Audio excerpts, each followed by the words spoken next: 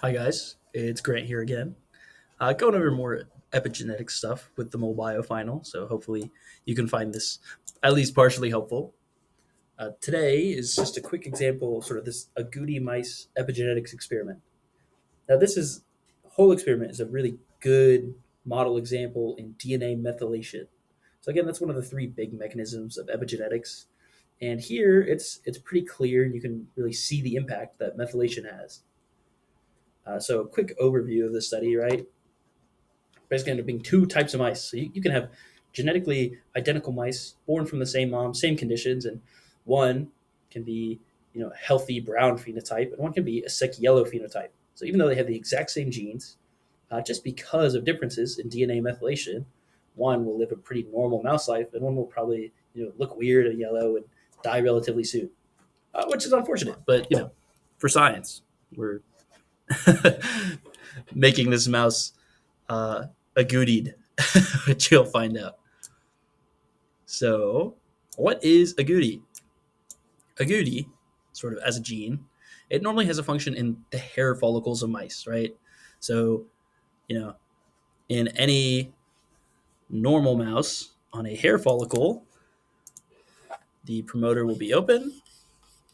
There's nothing on the promoter. It's no big deal. RNA polymerase comes down, binds, and will spit out agouti transcript. So agouti mRNA. Let me fix that. Agouti mRNA that gets encoded. The agouti protein, which does whatever it does in the hair follicle, doesn't matter for this. Gets made. Things are fine and dandy. Well, to study this, turns out agouti is great in hair follicles. It's bad everywhere else. So most of the time, in a normal wild type mouse, your body does a great job of methylating the promoter. So we talked about before, sort of in the last video, talking about methylation in general. If you methylate the promoter, RNA polymerase can't really bind. It'll be blocked off just structurally because there's a bunch of methyl groups sticking out. It can't sit where it needs to. But in these sort of experimental mice, they have what's called an IAP insertion. Now, this is it's like a viral insertion into the genome. And it turns out this specific IAP, just upstream of the agouti gene in this 5' untranslated region, acts as an ectopic promoter. So this means it's a sort of a backup promoter. So here's my normal wild type promoter. That's going to be methylated in anything that isn't a hair follicle. But if it has this insertion, that functions as a second promoter. So even if this is methylated, your normal wild type promoter, your RNA polymerase can still bind here and then spit out more agouti mRNA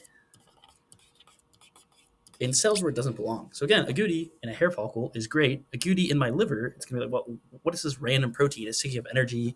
It's messing with the structure of things.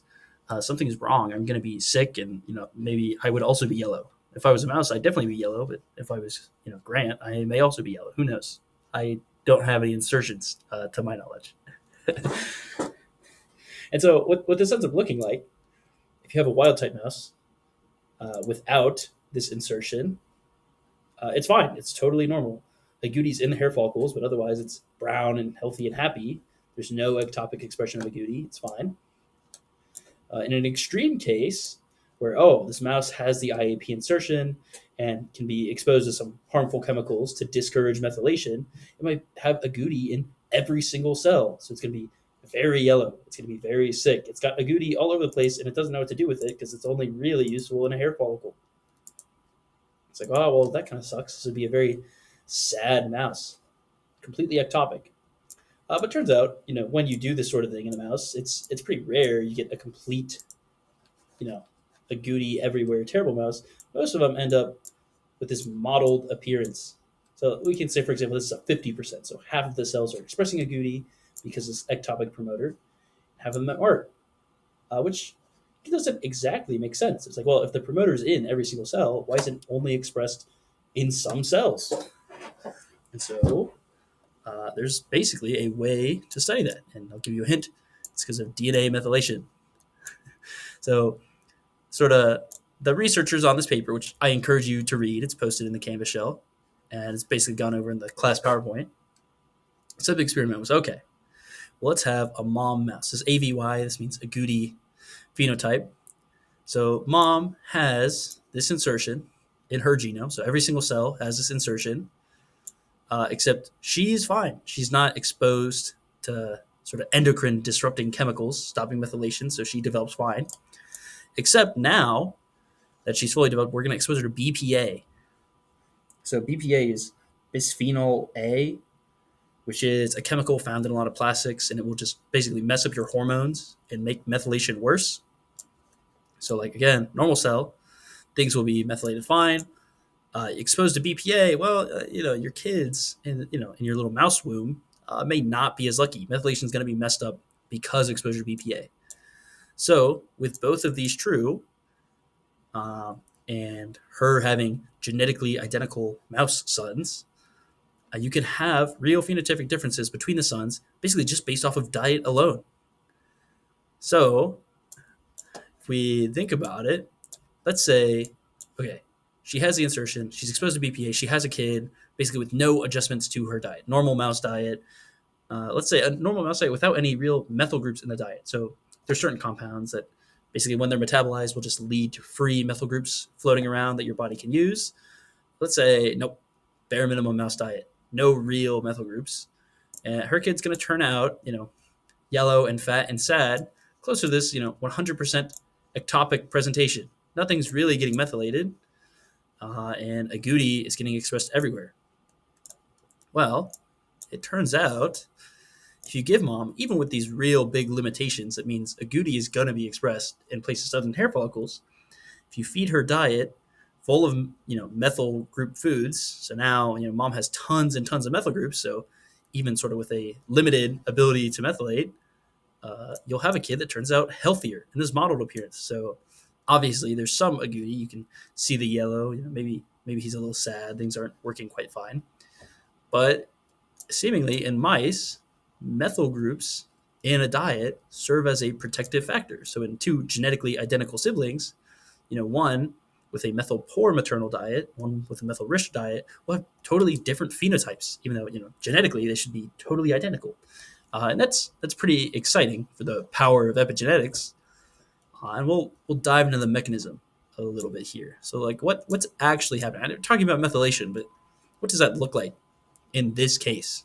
So you should have a general grasp on it from the last video if you watched it.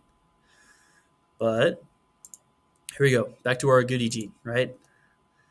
So again, normal cell, it's like it is. Well, this, my wild type promoter, comes methylated, shouldn't be expressed, but I have the insertion. So look, my RNA polymerase is going to bind and then make a transcript from the IAP, making agouti everywhere. And so, oh no, that's terrible. But let's say we have some methyl groups. Let's say the researchers were nice to our mouse mom and fed her methyl groups. Well, you can have this cool enzyme called methyltransferase, pretty intuitive name, which will take these methyl groups and, you guessed it, transfer them. So methyltransferase, oh look, here's a delicious methyl group. I spy a promoter that I don't want. It's going to slap some methyl groups on there. There's one. There's two. It's going to slap a couple methyl groups on there. And then these effectively end up serving as a roadblock for RNA polymerase. So again, like every promoter, if it's methylated, this sort of it's like putting boulders in the middle of a runway of a plane. Like you can't really land a plane if you're going to hit a boulder. So RNA polymerase isn't going to land. It's not going to express agouti. So no mRNA gets made. And this is sort of protective, just adding these methyl groups here. Well, that's great. Now, that would lead to our modeled phenotype. So maybe, it's not perfect, right? You still have this insertion and you still have BPA exposure. So methyltransferase probably isn't going to do a great job 100% of the time. So let's say we have, maybe half the methyl groups, or we just get unlucky and there's only one methylation. well, maybe RNA polymerase can bind sometimes, bind weakly. You can still make transcript, but maybe less than it usually would. Or maybe you get super unlucky and it doesn't bind at all. So even though there are methyl groups and there's methyltransferase, maybe one cell gets unlucky. It doesn't actually get methylated, and RNA polymerase binds fine. Again, I say real quick note on methylation, right? What you get here are called CPG methylations, which sounds complicated. It's totally fine. So here, this isn't actually what the promoter looks like. This is just something I came up with for the example. You have this cytosine guanine right next to each other in the IAP. This is like a really stable thing. So cytosine guanine bound to each other, that's super stable. But even right next to each other, so not bound with hydrogen bonds like you traditionally would think, but if they're right next to each other, they still have a stabilizing effect, which means you can mess with things. So methyltransferase, obviously you don't want cytosine methylated all the time, but in the stable spot, you're like, okay, well, since it's not going to get ripped apart if I add a methyl group, boom, methyl group on the cytosine, methyl group on the cytosine. This tends to happen. So you have a cytosine next to a guanine, it makes it less damaging to methylate it. So you can methylate it, block the polymerase without destroying the integrity of the DNA, which is pretty cool. So again, that's a CPG methylation. But yeah, so you can see this delicate dance. If I have no methyl groups, then obviously these aren't going to get blocked. RNA polymerase is going to bind with time. If I have some methyl groups, maybe half the time it gets blocked. Maybe I'm lucky and like 99% of the time it gets blocked. It's there's a lot of factors going on. But generally you would think, oh, the more methyl groups my mom has, the more work methyltransferase can hopefully do. So that will lead, you block this ectopic promoter. Hopefully you get a modeled one. Maybe you even get a relatively normal looking one. And so again, this was a quick and probably slightly chaotic explanation. But hopefully this can help some of you in understanding the gist of agouti mice. Seemingly it's going to be a lot of application problems. You'd be like, well, if I have a mouse who has a methyl core diet but was never exposed to BPA, well, it will probably get methylated relatively fine because it's basically methyltransferase can work super well. It's not blocked at all by BPA. My hormones are fine. Or even with BPA exposure, you sort of have to compensate with more methyl groups than a mouse normally needs. So you can experiment with diet. Or be like, okay, well, what if you have a super strong IAP that's everywhere? You can't be thing.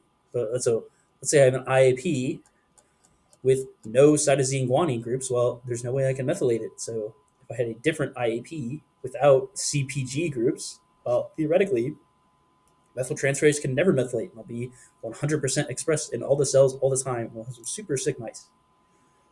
So this is to give you a passing familiarity on things and hopefully get you